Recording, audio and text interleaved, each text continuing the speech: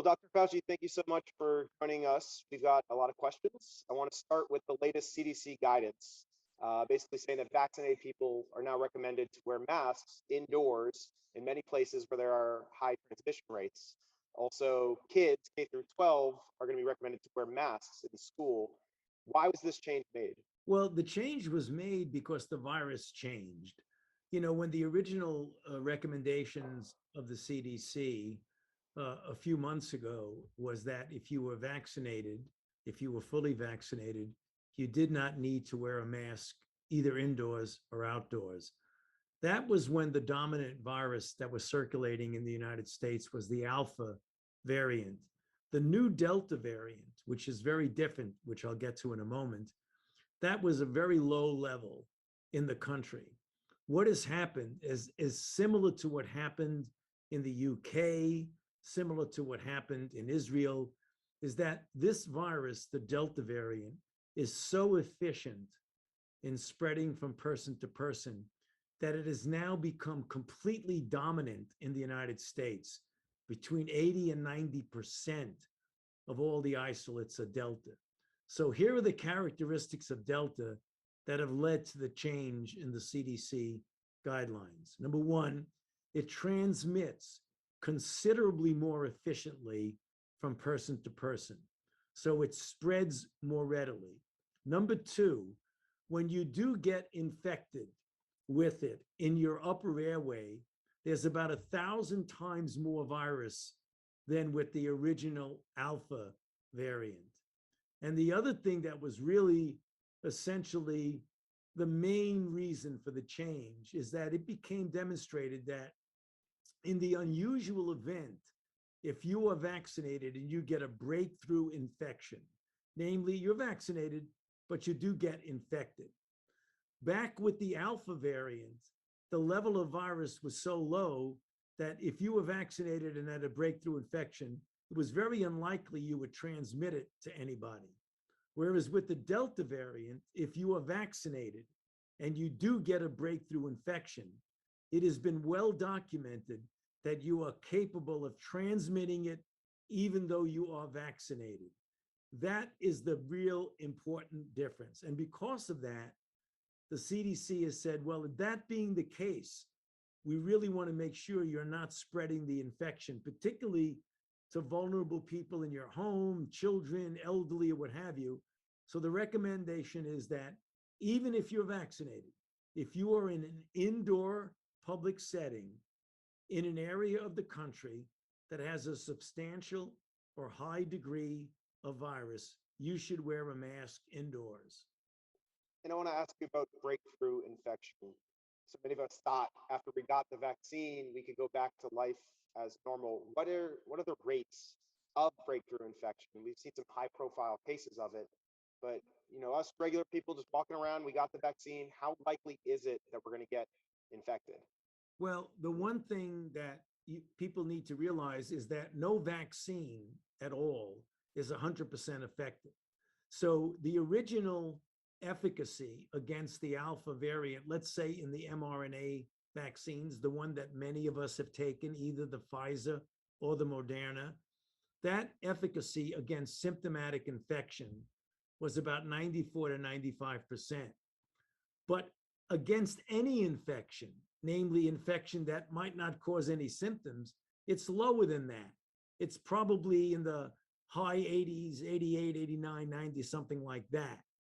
That being the case, there's a fair number of people who are not protected against initial infection, even though the protection against severe disease is extraordinarily good.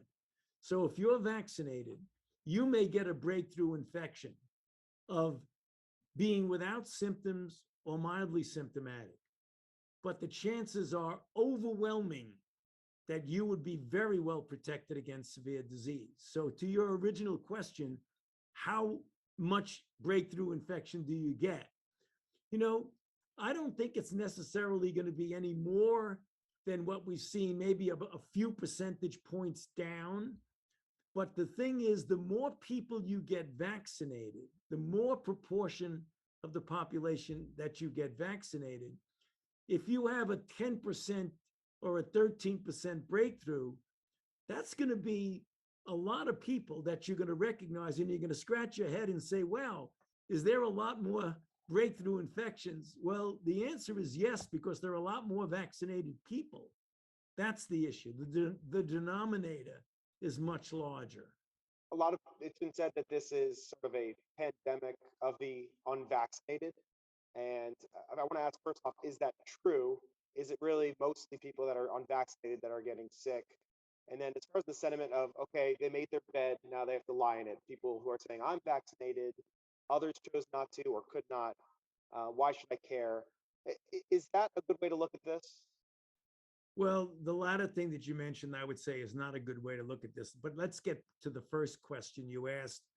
Is it a pandemic of the unvaccinated, and are those the ones that are going to get into serious trouble? There's a very striking statistic that I think people should pay attention to. Of all of the COVID deaths in the United States, 99.5% of them were among unvaccinated people, and only 0.5% were among vaccinated people. All of the 99.5% were among unvaccinated people. So if you're unvaccinated, you are at risk of a severe outcome. If you are vaccinated, even if you have the unusual event of getting infected, it is extremely unlikely that you're going to get a severe disease. That's the important point. And that actually connects to my next question about booster shots. So for the regular population, people are wondering, but also the immunocompromised people.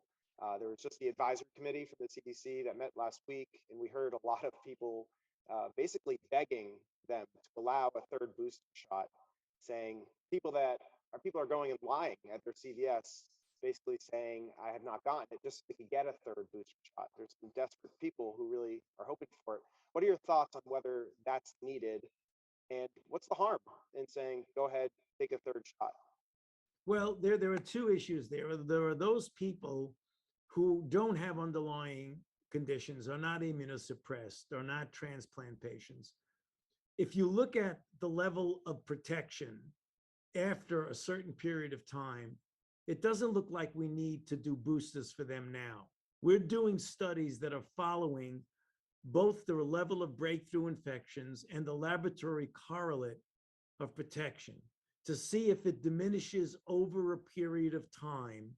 And after X number of months, whenever that may be, there may be indication that you might want to give generally to people a booster. We're not there yet.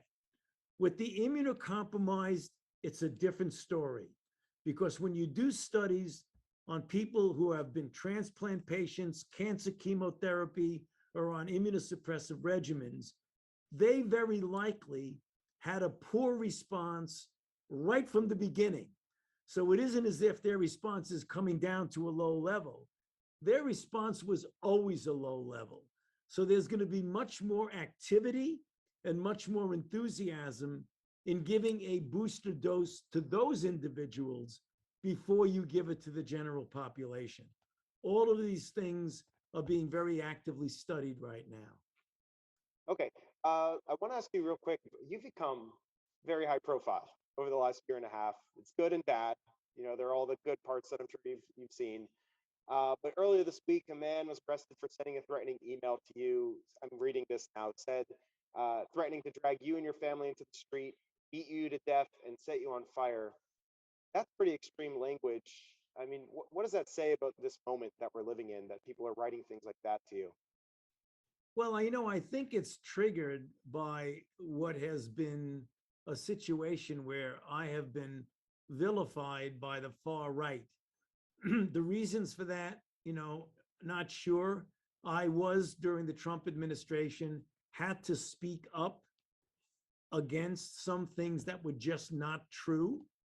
I never had a personal situation where I would say things bad or deleterious or punitive about the president himself. I never said anything derogatory, but I did have to make corrections about things that were said that were just not true.